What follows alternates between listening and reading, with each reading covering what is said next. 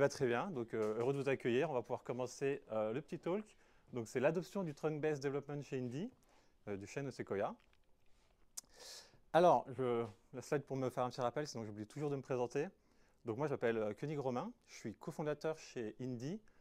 Donc j'ai eu plein de titres différents, c'est l'avantage de voir une startup dès le début. Donc on porte la casquette de dev pur au début, on fait du recrutement, on fait du management.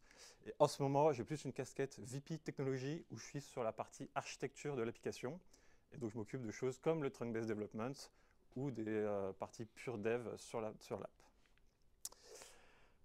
Petit disclaimer sur cette présentation, ce ne sera pas une revue exhaustive et spécialisée du trunk-based development, déjà parce que je ne suis pas un expert pur du trunk-based, plutôt un amateur, et pour vous faire un petit rex de l'équipe, comment on est passé sur cette méthodologie.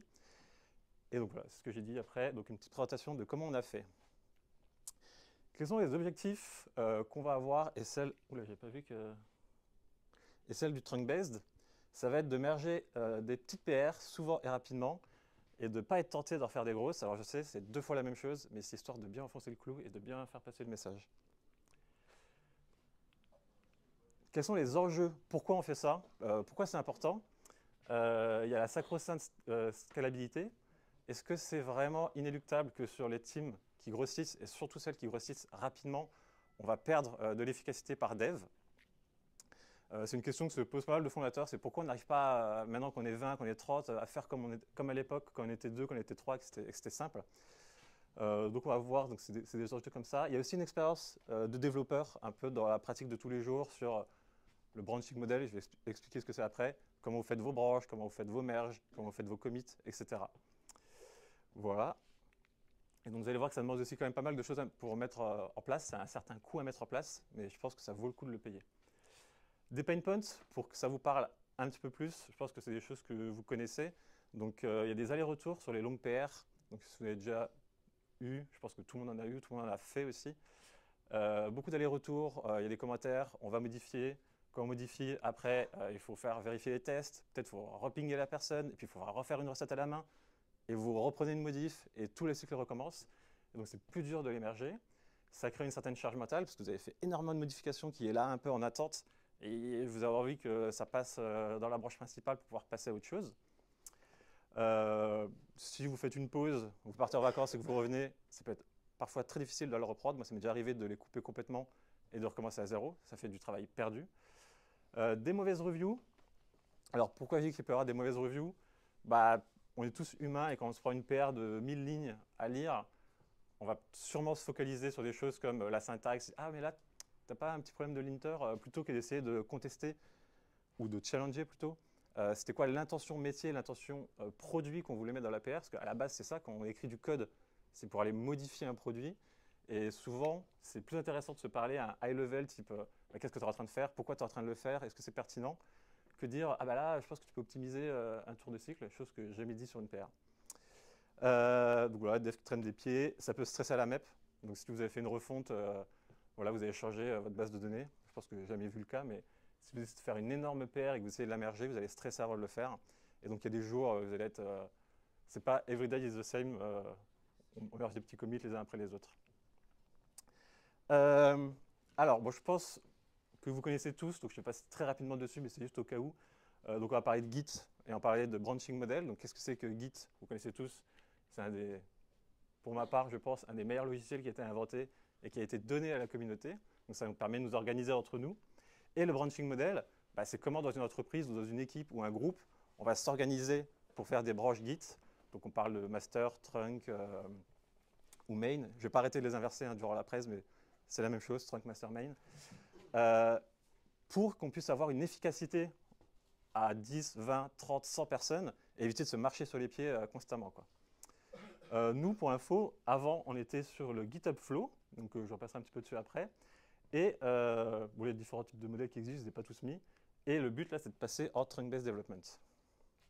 Alors, petite histoire pour ma part, quand j'ai commencé à faire du dev, le premier branching model que j'ai rencontré, c'est Gitflow.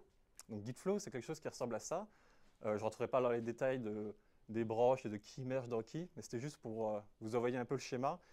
L'impression que ça m'a fait, et peut-être que ça vous fait, je ne sais pas, c'est que c'était complexe, Mais pour ma part, c'était quelque chose de normal, puisqu'en fait, on arrive dans un métier, et donc dans le métier, il y a des choses complexes. Et donc, il fallait que j'apprenne ces choses complexes pour passer des niveaux, et quand je maîtriserai ces choses-là, eh ben, juste, je serai un bon dev.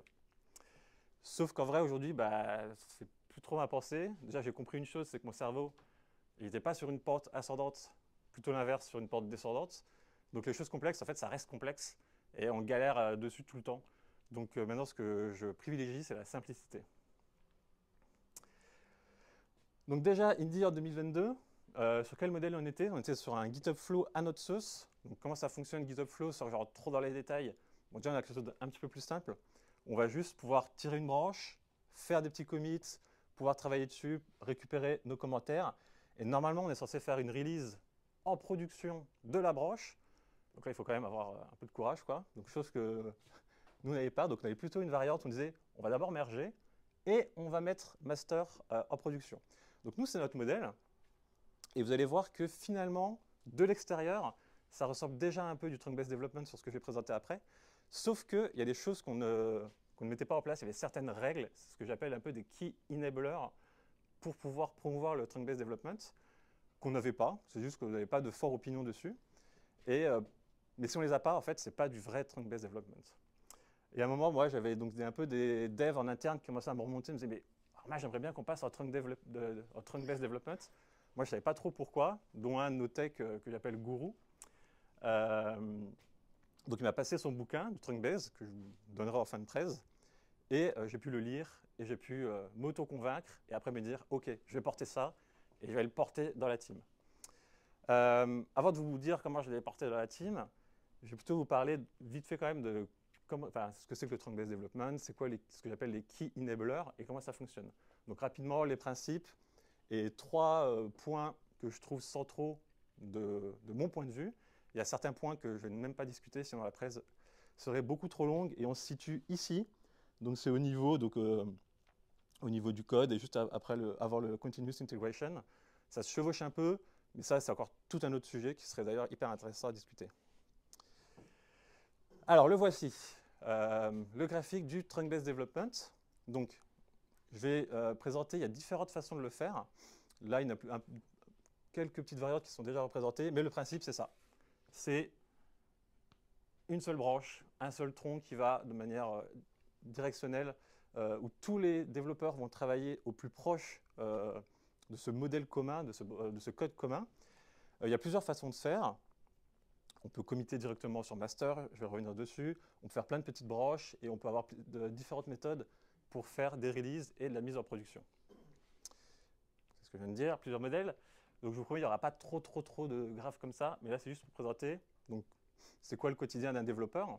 Donc première chose qu'on fait souvent quand on veut ajouter une petite feature, on va faire un petit checkout, un petit pull. On va pouvoir travailler en local sur notre ordinateur. Dans le meilleur des cas, je dirais même plutôt en pair programming. Je ne rentrerai pas trop les détails du pair programming. Chez Indy, en tout cas, il y en a qui font du pair programming, il y en a qui préfèrent travailler en solo, les deux sont autorisés, mais on pousse pas mal quand même pair prog. Il va vérifier que son build fonctionne. Donc, qu'est-ce que j'appelle le build? Pour moi, c'est l'ensemble, je mets tout dedans de les tests, le linter, la compilation s'il y a lieu d'être. Il n'y a pas le cas chez nous. Donc ça fonctionne. Si ça ne marche pas, eh ben on boucle, on boucle, on boucle. Après, si on est sur le modèle straight to the trunk, on va récupérer master, ou le trunk, vérifier qu'on est bien à jour avec lui. Une fois que ça c'est bon, que les builds y passent toujours, on peut pousser directement sur master, directement sur le trunk.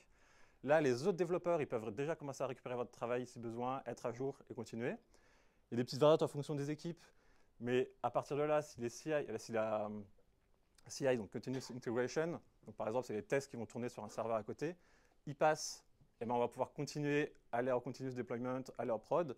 Pendant ce temps-là, d'autres équipes, ils ont réussi à configurer leur guide de telle manière à ce qu'ils peuvent récupérer uniquement master si les tests passent, mais il y en a d'autres qui vont récupérer des choses plus proches. Et puis là, c'est bon. Et là, ce qui est très intéressant, c'est qu'il y en a qui vont faire les code reviews à partir de ce moment-là. Donc c'est là qu'ils vont pouvoir voir ce qui se passe sur master et dire « Ah non, mais là, en fait, moi, j'aurais plutôt fait comme ça. » Et s'il y a une modification à faire, et ben, ça repart dans la boucle et ça peut être très rapide. Donc ça, c'était le premier modèle. Je pense qu'il est adapté plutôt pour des petites équipes. Déjà, c'est remonté par la littérature en disant bah, ça marche très bien sur des petites équipes, donc de 2, 10, 15 devs. Ça demande quand même une très grosse discipline de ne pas envoyer des commits trop cassés en production, sur master et potentiellement en production, en fonction de comment sont configurés votre CI, etc. Donc grosse discipline et plutôt petites équipes. Alors chez Indy, nous on a adopté plutôt le deuxième modèle, qui est Short-Lived Feature Branch. Ce modèle-là, il était adopté par d'autres boîtes précédemment, type Google et consorts, avant qu'il passe encore sur un autre modèle. Et à mon avis, celui-là, il peut scaler jusqu'à 100, 200, 300 devs, quoi. Même peut-être voir plus s'il y a une très forte organisation. Donc là, je ne refais pas le début, c'est le même principe. Là, potentiellement, il y a une phase où on récupère master. Nous, chez Indy, on ne le fait pas forcément. On a plutôt observé que ça nous ralentissait de refaire vérifier les tests avec master. De plus, si la paire est assez petite, en fait, statistiquement, vous avez moins de chances de taper sur le travail de quelqu'un d'autre ou que ce qu'il y a déjà sur master, ça interagit avec votre travail, surtout que vous avez déjà poolé là. Donc, il faut qu'il y ait eu un truc qui soit passé ici. Donc, on gagne un petit peu de temps ici au niveau de la CI et au niveau de développement. Mais bon, c'est libre de dev de faire ce qu'ils veulent. C'est optionnel. Qu'est-ce qu'on fait après? Donc, ça part en PR, donc chose que tout le monde connaît, je pense. Sur GitHub, on peut voir le code de son collègue. On peut mettre des commentaires. Chez nous, si c'est fait en pair programming, on estime que la review a déjà été faite. Et donc, ça peut être auto-mergé. Et donc, on gagne encore de la vitesse. Mais si ça a été fait par une personne, il y a quand même une phase de review. Il y a un petit peu de discipline et de commitment à ce niveau-là où il faut faire des reviews rapidement. Alors, pas rapide, mais rapidement aller faire la review. Si c'est OK, que tout le build passe, encore une fois, tous les tests, on peut merger son master. À partir de là, donc, il y a une suppression automatique de la branche. Et on va avoir donc, notre CI qui est aussi configuré sur GitHub, qui va vérifier les tests. Si les tests sont verts, ça part en pré-production. Et là, à partir de la pré-prod, on a une sorte de CD où on envoie 2 fois par jour en automatique en prod. Et sinon, bah là, de la même manière, on peut continuer à récupérer le travail de ses collègues et la boucle recommence. Alors, donc ça, c'était les principes. Là, je vais revenir un petit peu sur les key enablers. Donc, les petites PR, pourquoi c'est important? Donc, on pourra revenir dessus. Je n'ai pas toutes les raisons de manière exhaustive. Là, j'ai récupéré un peu un travail de le site qui s'appelle smallbusinessprogramming.com, où ils se sont amusés à faire un peu de statistiques. Et là, on voit déjà un peu la relation entre la taille de la PR et le temps qu'il faut pour aller la relire. Donc, on voit qu'il y a une sorte de fonction affine qui essaye de s'en dégager. Il y en a sinon qui font des petites blagues du genre, si vous faites des toutes petites PR, la personne va être hyper concentrée, elle va vous faire plein de commentaires hyper pertinents. Et si vous le balancez un truc de 500 lignes, bon, elle va juste dire, ouais, ok, ça c'est LGTM, et on passe à la suite, quoi. Il y a plein de façons de faire des petites PR. Donc, il y a toujours une manière de faire un découpage fonctionnel. En vrai, il y a toujours une manière d'y arriver. Ça peut être retirer des animations, ça peut être retirer une page, ça peut être vraiment discuter en mode, mais est-ce que le client a vraiment besoin de ça en V1? On peut peut-être retirer des features, envoyer un premier truc en production, déjà avoir des itérations. Comme si le trunk-based, d'un point de vue tech, il s'appliquait aussi au produit. Moi, je pense que c'est une bonne pratique, et c'est aussi un peu ce qu'on a chez Indy, de faire des toutes petites itérations produits. Donc, on peut toujours avoir des petites paires à ce niveau-là. On peut aussi faire du découpage technique. Il y a plein de méthodes de le faire. Vous pouvez d'abord faire une fonction modèle métier avec ses tests qui va juste essayer de résoudre un point. Par exemple, chez nous, c'est un point de comptabilité. On met juste une petite fonction de compta qui fait son calcul. On peut shipper ça. Après, seulement à côté derrière, vous allez faire un commit pour envoyer les routes. Et puis finalement, après, vous allez faire le front qui connecte tout derrière. Et du coup, ça fait des devs un petit peu plus heureux. Je pense que c'est un peu la tête que vous faites quand vous recevez des PR de cette taille. Alors là, un des concepts, je pense, les plus importants pour moi du trunk-based development, c'est le branch by abstraction. Vous allez me dire, donc c'est facile de faire des petites PR lorsque, oui, c'est une nouvelle feature et qu'on peut y aller par itération, quand c'est un petit fixe sur un bug, mais parfois j'ai un énorme changement à faire. Typiquement, je dois faire une refonte et là, je dois aller changer mon connecteur de base de données ou une lib qui leak partout de votre code. Et sachez qu'il y a quand même des méthodes, donc des méthodes pour y arriver. Là, j'ai fait, donc j'ai honteusement copié-collé ce qu'il y avait dans le bouquin, mais petit modèle où dans votre application, vous avez une sorte de module voiture qui travaille avec un petit module de roue. Et donc, ce que vous pouvez faire un premier commit qui va juste aller connecter une interface entre la roue et la voiture, mais qui ne va rien changer. Donc, c'est juste une interface entre les deux qui va séparer les implémentations. Après, vous continuez vous êtes un deuxième commit, où là, vous écrivez une deuxième implémentation par rapport à votre interface, mais elle n'est pas activée. Vous l'aurez en production, mais en fait, elle est derrière un feature flag. Bon, je reviendrai sur les feature flags après. Donc, elle ne fait rien, il y a peu de risques. Mais vous comme ça, vous allez shipper en prod, vous pouvez continuer à tester en local, en pré-production. Après ça, vous pouvez continuer à répliquer, c'est-à-dire que vous pouvez l'envoyer sur toutes les autres roues, donc deuxième commit, troisième commit, un par un ou tous ensemble. Une fois que ça c'est bon, vous pouvez commencer à jouer avec le feature flag, à dire ok, maintenant j'active la nouvelle feature, je regarde, je monitor, je vérifie que tout se passe bien. Tout ça, c'est des commits où il y a moins de stress, il y a moins de possibilité de casser la chose. S'il y a un problème, hop, on réactive le feature flag off, on observe ce qui s'est passé, pas eu de stress jusqu'à ce niveau-là. Si tout se passe bien, eh ben, vous faites un commit, vous enlevez l'ancienne implémentation, et un dernier, vous enlevez l'interface. Et vous avez quand même réussi à faire une énorme refonte avec des petits commits. Donc ça, c'était pour le premier key enabler. Maintenant, je vais vous parler d'un deuxième, les feature flags. Je vous en ai parlé juste un petit peu avant, donc c'est pour ça que ça vient après.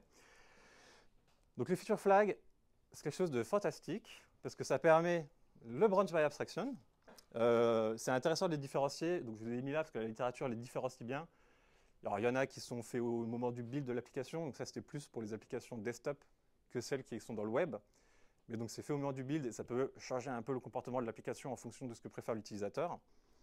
Il y en a qui sont plutôt ce que j'appelle ops flag. Donc ça c'est des flags que vous allez charger un peu au runtime pour changer véritablement le comportement de l'application pour tous vos users.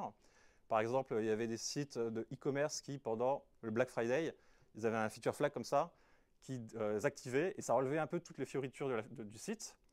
Et donc il était beaucoup plus performant, il pouvait encaisser le Black Friday, même s'il était beaucoup plus sobre. Une fois que le Black Friday était passé, il remettait le feature flag on ou off, peu importe en fonction du nom. Et là, il récupérait toutes les features, mais il y avait beaucoup moins de flux, quoi. Donc c'est ce genre de flag que je discute. Le toggle, c'est celui plus pour cacher une feature le temps de son développement, et puis vous l'activez derrière.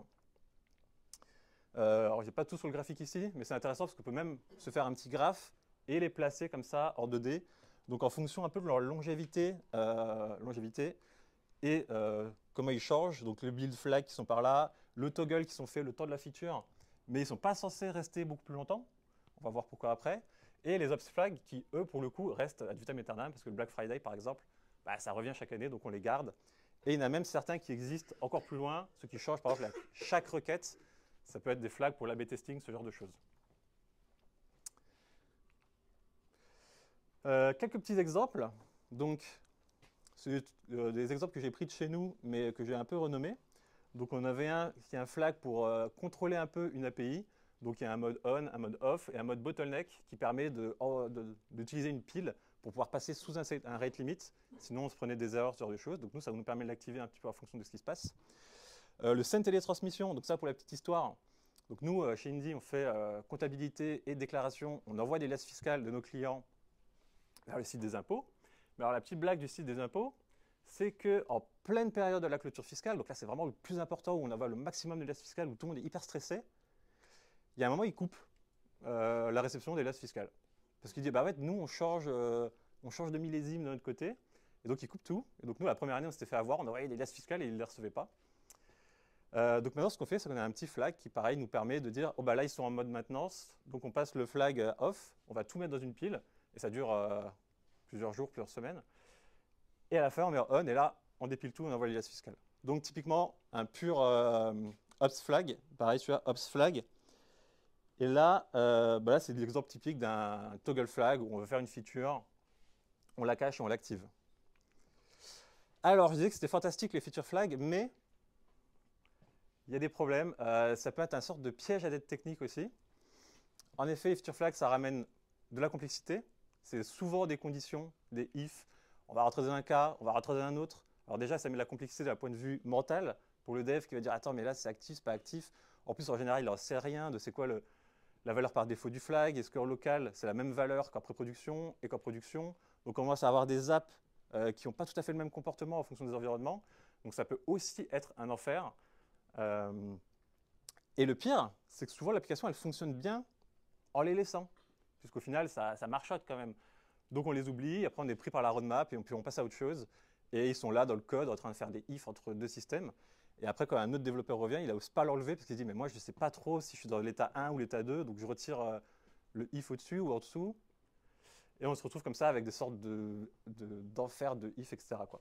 Donc c'est hyper important de penser à les retirer. Et pour ça, il peut avoir plusieurs méthodes. Je n'ai lu certaines, il y a des tests. Il y en a, ils mettent des tests en disant, bah, moi je mets un test qui va tester la présence du feature flag. Et si dans 6 mois il est toujours là, ou beaucoup moins en fonction du temps que vous voulez, et ben je pète la CI, quoi. Et donc le test il foire, et la personne, un jour il va vouloir aller en production, et là la CI elle foire, ils vont se dire mais qu'est-ce qui se passe? Ah ben il y a ce feature flag, il faut penser à l'enlever. Donc c'est assez violent comme méthode, parce que ça peut bloquer une équipe pour un flag dont elle n'est pas responsable, ce genre de choses. Et puis ça fait du code en plus qu'il faut gérer, etc. Donc nous, ce n'est pas la décision qu'on a prise chez Indy, on est plutôt sur de la discipline pure et du commitment, en se disant, bah, en fait, on va penser à les retirer, quoi. Quelques petits exemples. Alors, en plus de ce que j'ai cité tout à l'heure, de ce que ça peut faire dans le code, c'est que moi, en passant dessus, j'ai pu observer qu'on avait des feature flags dans le code, mais plus dans les env. Donc, c'était une valeur par défaut qui était prise, et personne ne les avait enlevés, donc hop, on les a enlevés. Des feature flags dans les env, mais plus dans le code. Donc là, c'est que le dev, il a bien fait ce travail de l'enlever dans le code, mais il a oublié de l'enlever sur la plateforme qui gère les variables d'environnement. Et donc, après, les DevOps, bah, ils vont les migrer, enfin, il n'y a pas de DevOps, mais les devs vont les migrer d'une plateforme à l'autre, quoi. Toggle flag qui sont restés là 2 ans après. Donc, une feature, en général, au bout d'un moment, quand elle arrivait sur l'app et qu'elle a vécu 1 an ou 2, c'est très difficile de l'enlever, donc il n'a plus lieu d'être. Et le dernier, les ops flags qu'on ne peut pas switch, ça, il est intéressant aussi, c'est qu'en fait, en théorie, on a un ops flag, personne ne veut y toucher parce qu'ils disent ah oui, c'est normal, on veut pouvoir piloter l'application. Sauf que en vérité, bah, les devs, ils n'osent plus y toucher. Ils disent ah oui, mais celui-là, lui, ça fait un petit moment que je n'ai pas touché, puis en plus, il touche une partie de l'application que je n'ai pas confiance, donc on n'y touche pas. Dans ces cas-là, bah, ça peut être acceptable pour différentes raisons, mais il faut l'enlever, parce qu'en fait, il ne sert plus à rien. Ou alors, il faut pouvoir retrouver la confiance de le modifier et retrouver cette capacité de modifier l'application, quoi. Hop, du coup, il faut les supprimer. Pour les supprimer, bah, il faut les identifier. C'est-à-dire que si vous avez une longue liste où c'est écrit feature flag, feature flag, feature flag, bah, moi typiquement je passe dessus, je me dis bah, il faut l'enlever ou pas, je ne sais pas si c'est un ops flag, un toggle flag, etc. Donc ce qu'on a fait chez Indy, on s'est dit bah, on va faire un truc très compliqué, on va juste les préfixer. Donc c'est des feature flags, avant ça s'appelait feature flag machin, et maintenant c'est en fonction settings pour les ops flags ou delivery pour les toggle flags. Comme ça, moi, une fois par mois, je peux passer dessus, et tous les delivery, je me dis, voilà, celui-là, je me demande à ce qu'on me les vire, quoi. S'il a l'un d'un jour, bah, je dis OK pour celui-là, mais les autres, vous me les virez. Hop. Voilà pour la partie feature flag. Troisième key enabler que je trouvais très intéressant, c'était les règles de mise en production, donc les release rules. Déjà, il y a une première, c'est qu'on peut toujours envoyer master en production. Ça, c'est une règle qu'on a chez Indy, c'est une règle qui existe aussi sur Trunk-Based Development. On peut toujours partir en production, donc s'il y a un moment de panique, quelque chose, ça ne marche plus, on peut toujours se dire, OK, master, ça fonctionne, c'est vert partout, c'est en pré-prod, on l'envoie en prod.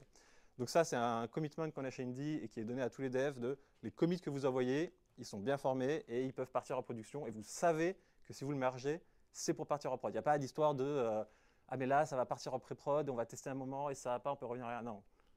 Ça, vous faites sur la PR, mais master, ça va en prod. Et donc, ça donne quelque chose d'hyper clean. On a juste un tronc qui est en avance avec les différentes releases. Le seul truc qu'il faut penser, c'est qu'est-ce qui se passe en termes de bugs. Donc, s'il y a un petit fixe à faire, donc là, ce qu'il faut faire, bah, vous allez faire le fixe à partir de master. Vous tirez une branche juste pour faire le fixe, donc ce qu'on appelle les PR atomiques. Je ne sais pas si je vous ai expliqué avant, mais les PR atomiques, c'est les PR qui ne font une seule chose. Donc, on ne va pas mélanger une feature, un fixe, une refonte, un clean. Donc, typiquement, l'exemple, je pense, le plus parlant, c'est vous êtes en train de faire une petite feature, là, vous avez un bug, et vous dites ah ouais, bon, attends, je le fais là, au passage, je le mets dans le commit, et hop, ça part en prod. Parce qu'après, ça peut être un enfer si on a besoin de le cherry pick pour une raison ou pour une autre, ou si la feature, on ne peut pas l'envoyer, mais qu'on a besoin du fixe. Et bien là, vous êtes coincé parce que vous ne pouvez pas déployer, parce que vous avez votre feature qui casse un peu l'application. Donc, ça casse la règle de toujours pouvoir envoyer master en production. Donc, PR atomique, bug fix, donc le principe du roll forward, c'est qu'on le corrige et on l'envoie. Si vraiment la prod est cassée, nous, on a une autre chose, c'est qu'on peut rollback l'application dans un état précédent, mais dans le principe, ça fait juste que ça nous rollback avant. Mais il n'y a pas d'histoire de branche de release, de branche de hotfix ou je ne sais quoi. On revient en arrière, et après, une fois que c'est corrigé, on repart en avant, quoi. Donc, il n'y a qu'une seule dimension. Ok, j'en ai parlé.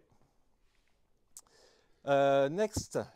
Alors, ça, je vous le présente, mais pas en détail parce que je ne le connais pas trop, je ne suis pas un expert, mais je l'ai vu dans le bouquin, je trouve ça intéressant. Il y a certaines équipes, ce qu'elles font, c'est qu'elles sont sur du trunk-based development et elles tirent des branches de release, et c'est à partir de ces branches de release qu'elles vont envoyer en production.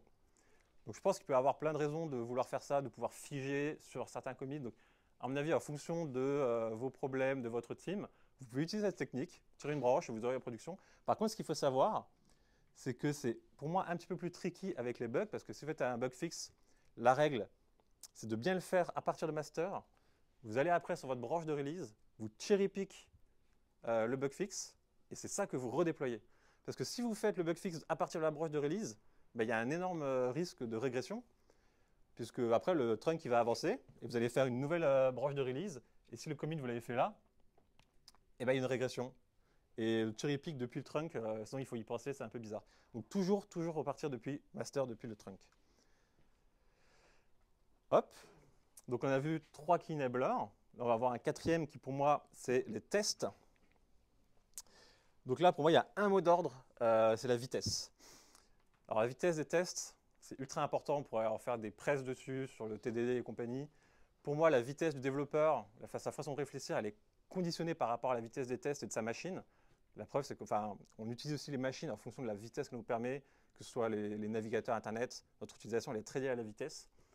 Ça permet aux devs d'être moins déconcentrés ou de changer de contexte.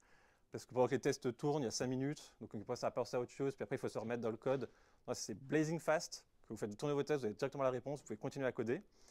Et c'est aussi un peu pareil pour la CI, parce que en fait, là, en trunk-based, vous envoyez votre commit, vous voulez que ce soit sur master, en fait, vous n'avez qu'une envie, c'est de passer à autre chose. Et pour passer à autre chose, il faut que ce soit mergé et que tous les tests soient verts, quoi. Et donc ça se fait hyper rapidement, quelques minutes, quoi. Vous avez vu, tout est vert, c'est sur master, allez hop, vous pouvez passer au prochain commit. Ça vous libère l'esprit et vous pouvez passer à la suite, quoi.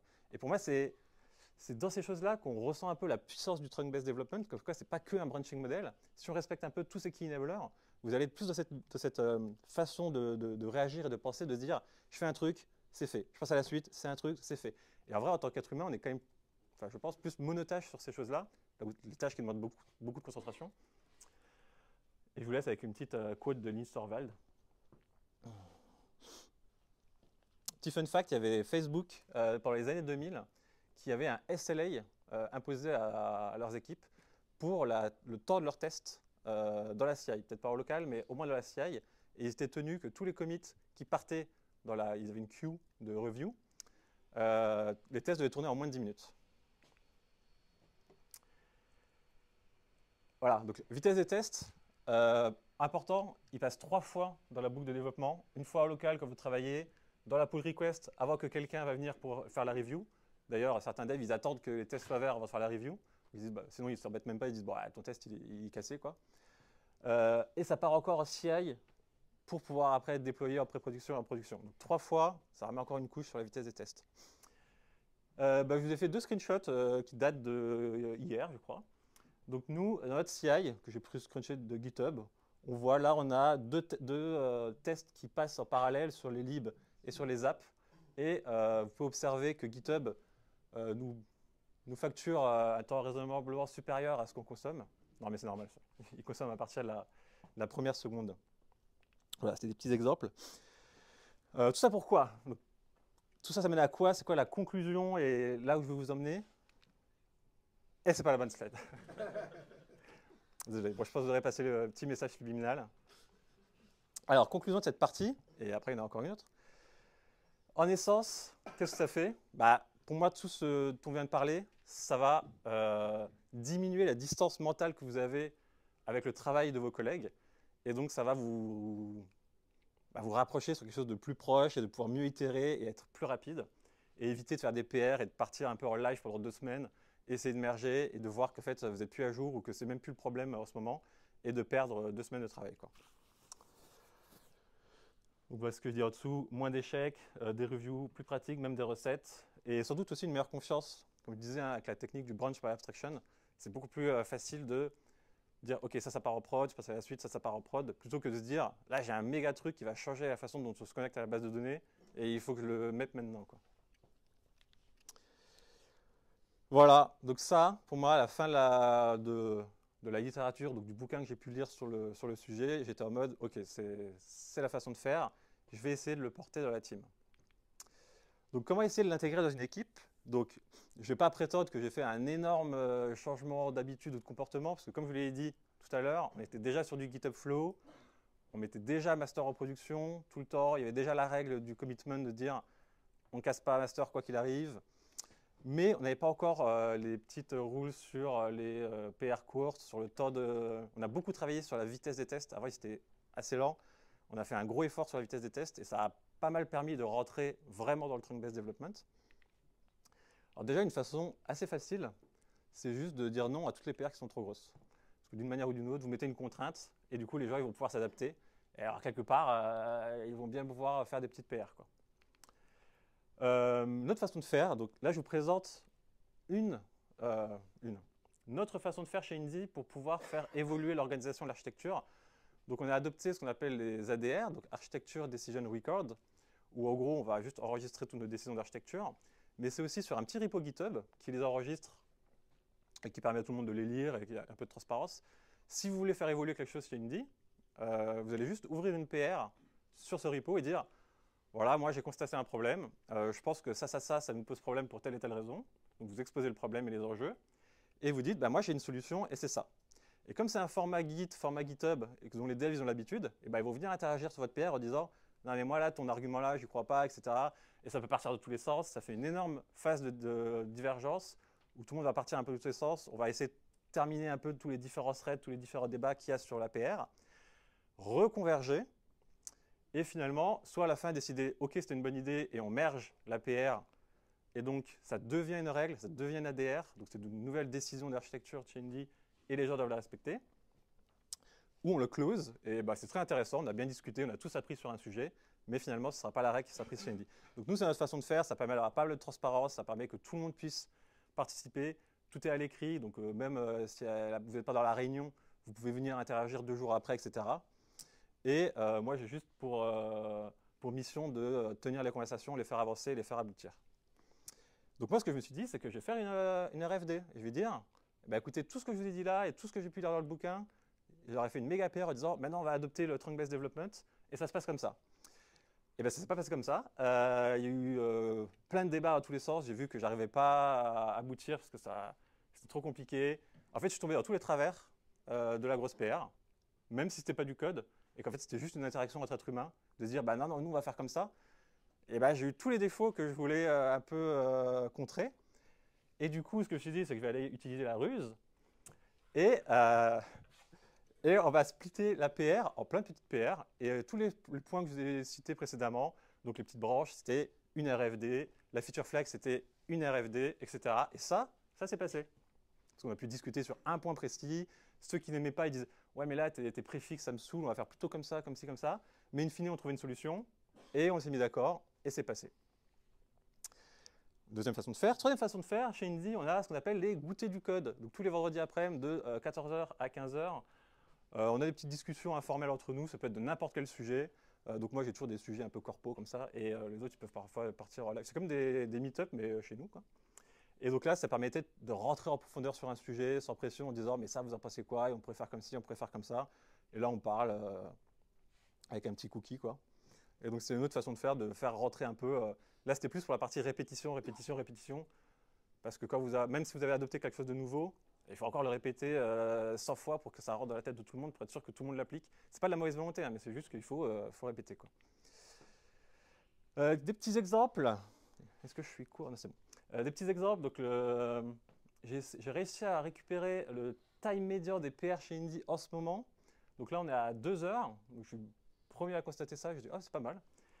J'ai pas réussi à vous récupérer il y a 3 ans, mais j'ai un graphique qui le montre après. Et là, sur une semaine, dont le week-end, vous pouvez voir un peu le nombre de commits qu'on fait. Et à droite, là, vous avez juste un screenshot de notre système de continuous deployment qui merge 2 PR automatiques par jour, sauf les veilles de vendredi, sauf les veilles de jours fériés, tout un mécanisme comme ça. Après, les devs, ils ont toujours la possibilité de pouvoir déployer manuellement s'ils veulent. Pair Life Metrics by Week, bah là, donc j'ai essayé de retrouver à peu près à quel moment on avait adopté chez Indy le trunk-based dev. Donc le graphique commence au 1er janvier. L'adoption, ça ne s'est pas fait comme ça du jour au lendemain. Au moment où on a mergé l'ADR, ça a été fait petit à petit. Petit à petit, les gens ils se sont mis à faire des PR de plus en plus petites parce qu'ils le font aussi lorsqu'ils sont convaincus que ça fonctionne bien. Et donc ça s'est fait petit à petit. Et alors je ne sais pas si c'est ça ou d'autres trucs, mais d'une manière ou d'une autre, le temps des PR a baissé. Autre petit exemple que je cite, c'est celui de Google. Donc c'est un exemple qui est énormément cité dans la littérature. Ils faisaient du trunk-based avant que ça s'appelle du trunk-based. Ils faisaient du monorepo avant que ça s'appelle du monorepo. Et juste pour vous donner des chiffres comme ça, parce que ça fait un peu rêver quand même, de ce que j'ai lu, à vérifier, ils arrivent à faire, à leur époque, un commit toutes les 30 secondes. Donc c'est à peu près presque 3000 par jour. Donc imaginez un petit peu la CI, je ne sais pas comment ils font d'ailleurs. Parce que ça m'étonnerait que leurs tests ils tournent en moins de 30 secondes. Donc je ne sais pas comment ils font en fait. Il y a des commits qui arrivent toutes les 30 secondes, donc les tests, comment ils tournent, je crois qu'il y a des histoires de batch. 35 000 développeurs sur le même monorepo. Pas mal.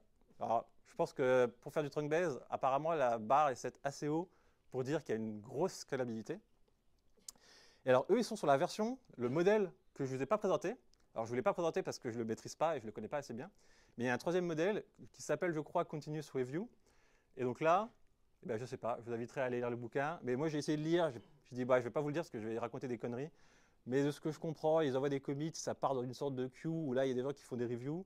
Les mêmes, je ne sais pas. Mais avec un commitment et une discipline où ils sont ultra rapides sur la review, quoi. Donc c'est une sorte de straight to the trunk avec une phase de continuous review. Ça a l'air assez intéressant. Et donc là, je vous invite à aller voir une présentation de Michel Potvin, donc Google UX, qui parlait de ce sujet-là. Et c'est une belle présentation. Pour en revenir à l'analogie du début, donc ça c'est le chêne, avec, comme vous pouvez voir, les broches qui partent un peu dans tous les sens. Et donc si vous faites une méga broche qui fait la taille de master, mais qu'en fait à la fin c'est jamais émergé, bah, c'est du travail perdu. Donc il vaut mieux pour moi, en tout cas lorsqu'on parle de Git, avoir cette vision, un tronc monodirectionnel, quoi. Et c'est tout. Merci de m'avoir écouté.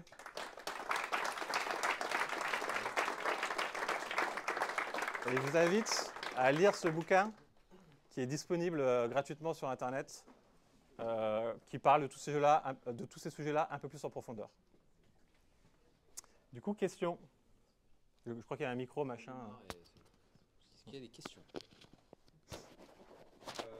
Attends, je suis pour les captations. Du coup, si je comprends bien, c'est plutôt philosophique comme approche que technique. Par contre, tu as bien parlé qu'au niveau de la pull request, il faut qu'elle soit refusée si elle est trop grosse, Ouais. etc. Est-ce que tu as des outils qui sont mis en place pour ce genre de truc ou est-ce que tu as des développeurs qui paraissent pour des gros méchants lorsqu'ils disent bah non, ta pull request, on l'accepte pas parce qu'elle n'est pas dans les clous? Alors, donc, faut que je répète la question. Donc, est-ce qu'on a des outils en place automatisés pour, par exemple, refuser des PR trop grosses ou d'autres choses automatisées pour les autres key enablers, j'imagine? Alors, chez Indy, pour les PR, non. C'est-à-dire que je fais confiance à la flemme des développeurs de se dire, là, la PR, elle est trop grosse, là, je la lirai pas, quoi. Mais ça peut être intéressant, franchement, je me dis, c'est une bonne idée aussi de pouvoir mettre ce genre de choses en place. Après, ce que j'ai peur avec un peu les outils automatiques sur des règles un peu philosophiques comme ça, c'est que peut-être parfois il y a une PR un peu grosse, mais en fait, je sais pas, moi, c'est du renommage. Et en disant, non, mais là, j'ai fait un CTRL F, je sais qu'il y a 1000 lignes modifiées, mais si quand tu l'envoies, elle est directement fermée, bah, je pense que c'est un petit peu chagrinant, quoi. Mais non, je pense que ça va être intéressant de. Je sais pas si tu connais des outils, on va peut-être parler après si tu en connais des bons. Mais moi, je ne connais pas d'outil qui le fait bien, donc c'est la discipline. Attends. Ah oui, T'en sortir comme ça. Je vais faire de l'auto-promo. Du coup, j'ai une action GitHub open source qui s'appelle GitHub Pull Request Size Labeler, ok, qui va te mettre un label sur la taille des PR. C'est configurable avec des un options. warning, quoi. Et du coup, ça peut te mettre un warning si c'est des seuils arbitraires à mettre. Et tu dis si c'est XS, S, L, voilà, si ça peut t'aider. Et après, tu peux faire des conditions sur ce label pour dire que la CI elle est refusée Ok, si tu as envie. je pense qu'il en existe plein des outils comme ça en vrai. Donc tu vois, il est intéressant déjà. Comment tu dis? GitHub pull request size. GitHub pull request size Labeler. C'est pour l'enregistrement. Bah ouais, au pire, je le repartage. Est-ce qu'il y a une troisième question? On voit souvent le trunk-based development associé au monorepo. Oui. Du coup, je voulais savoir en fait si ton besoin, enfin votre besoin était parti de là, parce que j'ai cru voir dans la CI qu'il y avait le terme monorepo. Ouais. Alors, j'ai pas décidé de parler du monorepo, alors que c'est aussi c'est cité dans le bouquin, et on fait du monorepo chez Indie, parce que je me suis dit que là, j'allais overshooter la presse, et que, en fait, je pense que c'est une presse en soi, le monorepo. Alors, moi, je pense que le monorepo, ça aide, et c'est un enabler du trunk-based development. C'est un peu aussi ce concept de tout avoir les œufs dans le même panier, tout remettre au même endroit, de ne pas être avec une team qui a son propre repo et qui part d'un autre truc. En fait, il faut parfois se synchroniser. Moi, je pense que c'est plus simple, monorepo, trunk-based development. Et ça, avec ça, on peut aller très très très très loin. Et le jour où vous arrivez aux limites de ce truc, déjà, chapeau quoi. Et après, là, peut-être commencer à réfléchir à faire des splits et tout. Mais en tout cas, chez Indie, la décision a été prise, trunk-based dev, monorepo.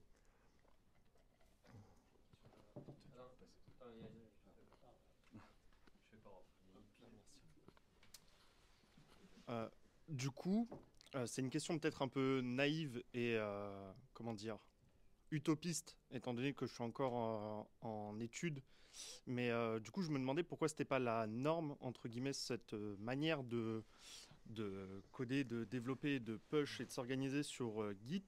Après, comme tu l'avais dit, c'est peut-être une question de discipline, mais si il y a de ça quelques années, Google a réussi à discipliner 35 000 devs sur un seul repo, est-ce que ce serait pas possible pour des entreprises qui sont aujourd'hui plus petites que Google?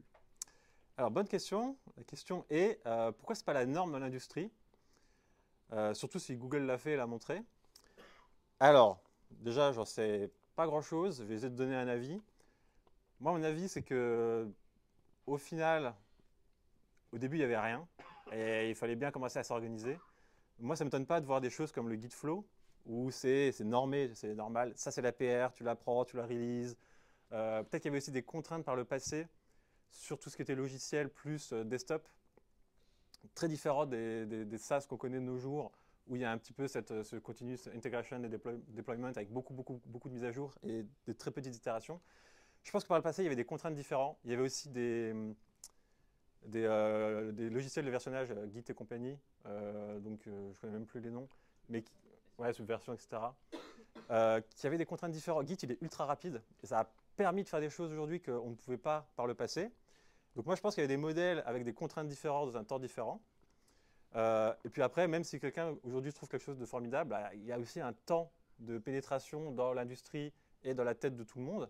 Et qui sait, nous on dit qu'aujourd'hui ça c'est trop bien et qu'en fait ça devrait être la norme pour tous, jusqu'à ce qu'un nouveau nous dise mais ça c'est trop bien et ça devrait être la norme pour tous et ça fait une nouvelle norme. Mais en tout cas, en ce moment, je trouve que ça marche bien. En plus, si Google le fait, c'est que ça marche quoi.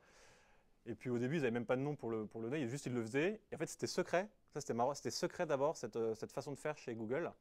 Et un jour, ils se sont dit, non, mais en fait, on va en parler. Et ils en ont parlé, mais c'était des années plus tard, quoi. Donc après, il y a d'autres boîtes qui disent, ah ouais, si ils le font, nous on le fait, mais ça ne vient pas forcément. Et en plus, ce que je trouve qui est intéressant, enfin, peut-être que je n'ai pas assez appuyé dessus, mais il n'y a pas vraiment que le branching model. C'est des sortes de, comme tu disais, la philosophie qui est derrière, qui est hyper importante. Et parfois, il y en a qui vont dire, OK, on va juste faire le branching model et ça va rouler. En fait, non, ça ne roule pas. Il faut vraiment appliquer toutes les règles et toute la philosophie qu'il y a derrière pour que tout se mette ensemble et que ça fonctionne, quoi. Et qu'après, on a ce moment de ça délivre, c'est rapide, moins de charge mentale, c'est agréable, et la delivery est débloquée, quoi.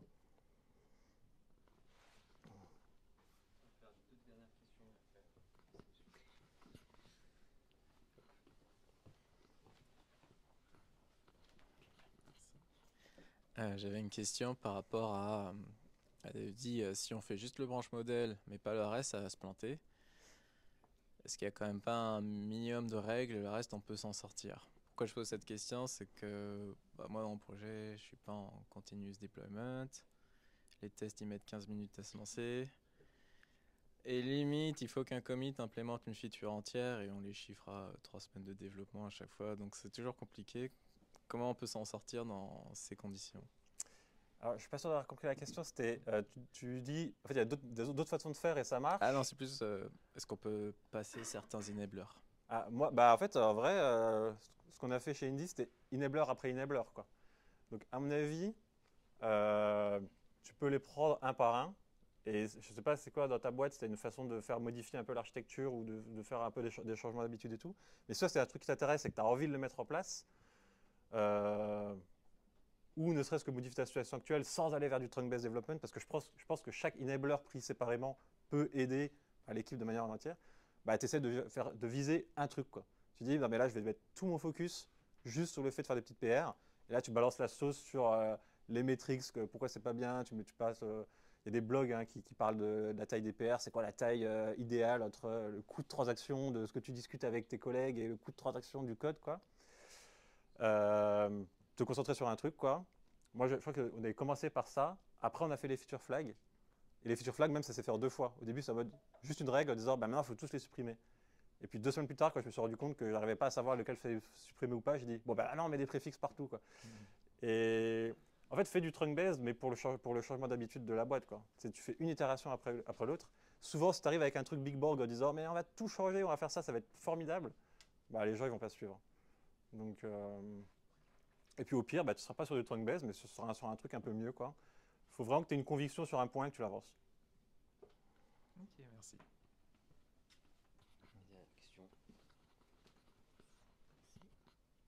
J'avais une question sur l'impact sur l'organisation, la comitologie. C'est-à-dire que qu'est-ce que ça... Vous avez fait plus de réunions? Est-ce que vous faites des sprints? C'est quoi l'impact de cette méthodologie? Alors, quel était l'impact de la méthodologie sur un peu l'organisation de la boîte? Très bonne question. Il faudrait que je fouille ma mémoire pour faire un peu de rétrospective. Parce que comme l'adoption a été... le branching model n'était pas très loin, ça c'était pas trop violent. Sur la taille des PR, ça n'a eu aucun impact, si ce n'est juste dire... on est quand même pas mal en asynchrone sur tout ce qui est review de PR, etc. Donc ça n'a pas touché aux réunions, ça n'a pas touché les autres équipes. Sur les feature flags, rien de spécial à part moi qui prends un tout petit peu de temps sur mon temps pour une fois par mois aller descendre les feature flags et pinguer tous les propriétaires en disant bah, qu'est-ce que c'est, est-ce qu'il date d'un jour ou d'un mois, quoi. Parce qu'on n'a pas envie de mettre toute la grosse bertha en place, de dire il faut des tests qui vont faire PTSI, etc. Et sur le release, bah, le release en fait on l'avait déjà. Ça je pense que ça peut avoir un impact d'avoir vraiment ce commitment de dire bah, tout ce qui est en master sur Trunk ça peut partir en production. Nous ça a eu très peu d'impact. Et je pense que par contre ça a eu un impact sur la delivery produit. Mais après ça c'est assez diffus et flou donc j'ai du mal à répondre. Donc, je dirais peu d'impact overall.